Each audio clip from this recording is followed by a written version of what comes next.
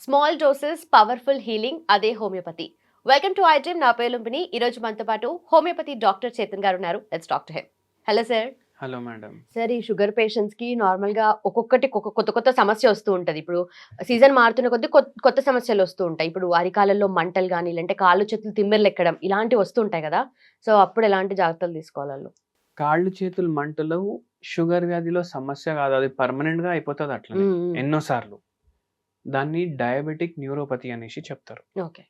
Diabetic neuropathy చాలా common అయిపోయింది ఇప్పుడు. హ్మ్. ఎందుకంటే మనకు ఏమైపోతదంటే ఒక్కొక్కసారి ఒక వ్యాధి వచ్చిందంటే దాని ప్రకారం మనం మారాలి. హ్మ్. మారకపోతే ఏమైపోతది? వ్యాధి మనతోటే ఉండిపోతది.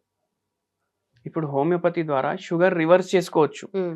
కానీ మనం పేషెంట్‌కి ఏం చెప్తాం? కొన్ని జాగ్రత్తలు గూడా పాటించాలి. కరెక్ట్. లేదు మాకు జాగ్రత్తలు పాటించం కాదు. హ్మ్. మీరే ఏదో హెవీ డోస్ ఇచ్చి తగ్గించండి. తగ్గేయండి. అవును. అవునా కాదా? ఇట్లా అంటారు. అట్లా అంటే నడవదు పని. హ్మ్. ఇప్పుడు ఏం రెస్పాన్సిబిలిటీ లేదు. సచ్చిపోయినా ఏం ఫరక్ పడదు అంటే మీ అంతే. ఇష్టం. వాళ్ళకి అట్లా. ఉండాలి ఫస్ట్. అయితే కానీ మీరు జాగ్రత్తలు పాటిస్తే మీ వయసు గూడా జర ఎక్కువ రోజులు జర బతుకుతారు. మంచిగా బతుకుతారు. హ్మ్. ఎవరి మీద ఆధారపడకుండా ఉండుతారు. మళ్ళా అది గాకుండా ఇప్పుడు ఏమైపోయిందంటే ఒక ఫ్యాషన్ అయిపోయింది తాగడం. హ్మ్. ఇప్పుడు తాగడం ఉండకపోతే వాడిని సమాజంలో మనిషిగా చూడరు హ్మ్. చాలామంది. అయితే దానివల్ల గూడా ఈ న్యూరోపతి కేసులు పెరుగుతున్నాయి. అండ్ మోర్ ఓవర్ ఏంది అంటే ఇప్పుడు మీకు న్యూరోపతి రావద్దనుకోండి. హ్మ్. మీరు మీ షుగర్ వ్యాధిని కంట్రోల్‌లో పెట్టుకోవాలి. దానికి ఏం జేయాలి? వారంలో 5 రోజులు రోజుకి మీరు half an hour physical activity చేయాలి. ఓకే.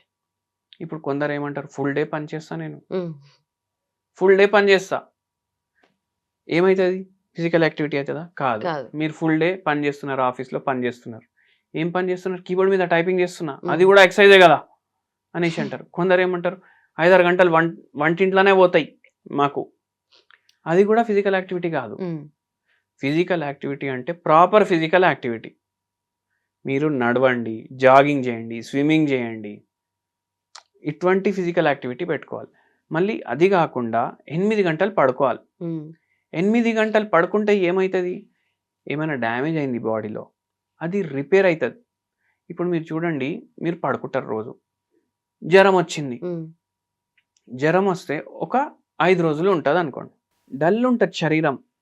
5 రోజు వరకు. Next day morning full active అయిపోతది. అరే! సడెన్‌గా ఎట్లా తగ్గిపోయింది? ఏమైపోయింది మ్యాజిక్ అనేసి అనుకుంటారు. పడుకున్నప్పుడు బాడీ హీల్ అయితది. ఓకే. అయితే ఇప్పుడు రోజుకి షుగర్ ఉన్నా, లేకున్నా నిద్ర సక్కగా లేకపోతే అన్ని ఆర్గాన్‌లు డ్యామేజ్ అయితూనే హ్మ్. ఉంటాయి. హ్మ్. ఏ మనిషిలో అయినా డ్యామేజ్ జరుగుతది. కానీ ఏ పేస్‌లో జరగాలి దానికన్నా ఎక్కువ పేస్‌లో జరుగుతది. పడుకోవాలి మంచిగా. ఓకే. అరే! లేదు ఆ సీరియల్ ఎండింగ్ ఇవాళ లాస్ట్ ఎపిసోడ్ ఉంది. జర ఎక్కువ సేపు చూస్తా. మ్యాచ్ ఉంది ఇప్పుడు. మ్యాచ్ ఉంది. ఇప్పుడు 3 నెలలు ఐపీఎల్ ఉంటది. వాళ్ళు ఫిట్ ఉంటారు ఆడేటోళ్ళు. మనమైతే ఆడం గదా! హ్మ్. అవునా కాదా? అయితే ఏంది అంటే రెస్ట్ ఉండాలి బాడీకి. అదే గాకుండా మీరు హై రిచ్ ఫైబర్ కంటెంట్ తీసుకోవాలి. ఓకే. ఇప్పుడు ఏమనొస్తారు పేషెంట్‌లు, సార్ ఫుల్ నరాలు నొప్పులైతున్నాయి. హ్మ్. షుగర్ వచ్చిన కాడికెళ్ళి 1 ఇయర్ తర్వాత స్టార్ట్ అయింది. అరికాలు మంటలున్నాయి. నిల్చోనీకొస్తలేదు. హ్మ్. నడుస్తుంటే చెప్పు జారిపోతుంది.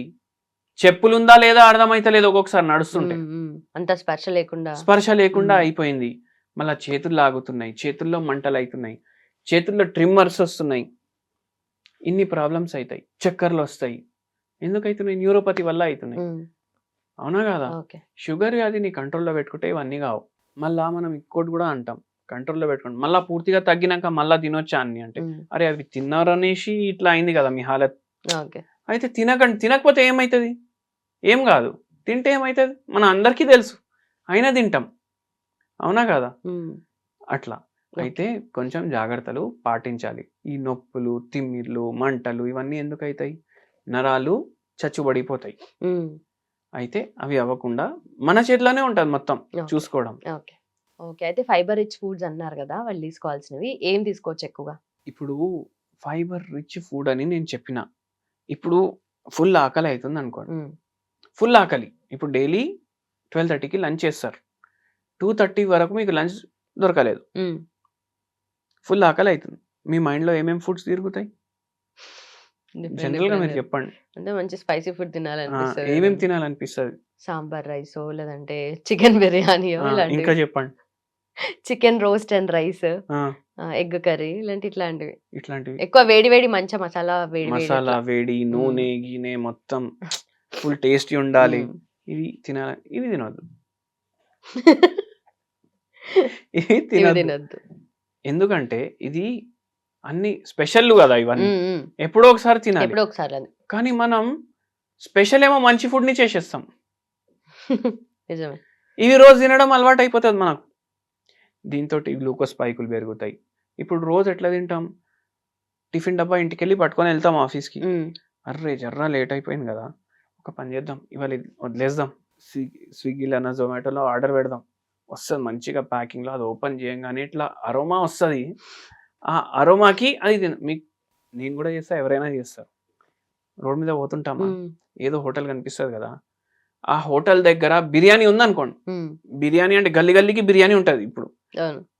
మన హైదరాబాద్‌లో స్పీడ్ బ్రేకర్‌లే అవసరం లేదు ఒక రకంగా చూసుకుంటే. బిర్యానీ పాయింట్లు సరిపోతాయంటారా? అవును. ఆ ఆ! స్మెల్‌కి మనం బండి స్లో చేసేస్తాం. ఓకే. అవునా కాదా? అయితే ఏంది అంటే అంత అట్రాక్టివ్ ఉంటది ఆ స్మెల్. హ్మ్. ఆ స్మెల్‌కే పడిపోతాం మనం. హ్మ్. యాక్చువల్‌గా ఫుడ్డు నేను ఇంకో వీడియోలో గూడా చెప్పిన. టేస్ట్, టేస్ట్, టేస్ట్ అంటాం గదా! టేస్ట్‌ది ఏం రోలే లేదు. ఆ! టేస్ట్‌లు 4 ఉంటాయి. లెక్క పెడితే స్వీట్ ఉంటది, ఘాటు ఉంటది. అవునా కాదా? ఎక్కువ పులుపు ఉంటది, పులుపుంటది. లేకపోతే సప్పగుంటది. హ్మ్. ఇది గాకుండా వేరే టేస్ట్ ఉందా ఏమన్నా? లేదు. బిర్యానీది ఒక స్మెల్ ఉంటది. హ్మ్. షవర్మాది ఒక స్మెల్ ఉంటది. ఫ్రైడ్ రైస్‌ది ఒక స్మెల్ ఉంటది. ఫ్రూట్స్‌ది గూడా ఒక స్మెల్ ఉంటది. హ్మ్. మామిడి పండుది ఒక స్మెల్ ఉంటది. అవును. స్మెల్ మీద పడతాం మనం. హ్మ్. అయితే ఏంది అంటే మీకు మంచి స్మెల్ ఉండాలి. అది అన్‌కుక్డ్ ఉండాలి. హ్మ్. మామిడి పండు ఉంది. లిమిట్‌లో తింటే షుగర్ వ్యాధికి మంచిది. ఓకే. గ్లూకోజ్ స్పైక్స్ ఎక్కువ అవ్వకుండా చూసుకుంటది. హుహు. అది కాకుండా చాయ్ తాగుతారా? చాయ్‌లో అల్లం ఏసుకోవాలి. అది కూడా ఏ అల్లం ఏసుకోవాలి? మామిడి అల్లం ఏసుకోవాలి. హుహు. మామిడి అల్లం అనేసి కూడా ఒక అల్లం వస్తది. ఓకే. ఓకే. దాంట్లో స్మెల్ మామిడికాయ స్మెల్ వస్తది. అది ఏసుకోవాలి. అది యాంటీ ఆక్సిడెంట్ రిచ్ ఉంటది. హ్మ్. మనకు నరాలకు మంచిగుంటది. షుగర్ వ్యాధికి మంచిగుంటది. మళ్ళా పాలు ఇట్లా ఎక్కువ సేపు చాయ్ బాయిల్ చేయొద్దు. రైస్ కుక్కర్‌లో రైస్ పెడతామా? ఆ రైస్ కుకింగ్ అయినప్పుడు వరకు ఈ చాయ్ బాయిల్ అయితూనే ఉంటది. హ్మ్. అట్లా చెయ్యొద్దు. డికాక్షన్ రెడీ చేసుకోవాలి. ఓకే. పోయి బంద్ జేసినంక డికాక్షన్ కప్‌లో ఏసినంక దాంట్లో కొంచెం పాలు వేయాలి. పాలెయాలా? ఓకే. అట్లా మీరు చాయ్ ప్రిపేర్ చేసుకోవాలి. ఇట్లా ప్రిపేర్ చేసుకొని తాగండి. మీకు షుగర్ వ్యాధికి గూడా బెనిఫిషియల్ ఉంటది. మళ్ళా దాని తర్వాత నరాలకు గూడా బెనిఫిషియల్ ఉంటది. ఓకే. అట్లా. సో, ఇది బెస్ట్ హోమ్ రెమెడీ అయితే. ఆ! Right sir. Thank you.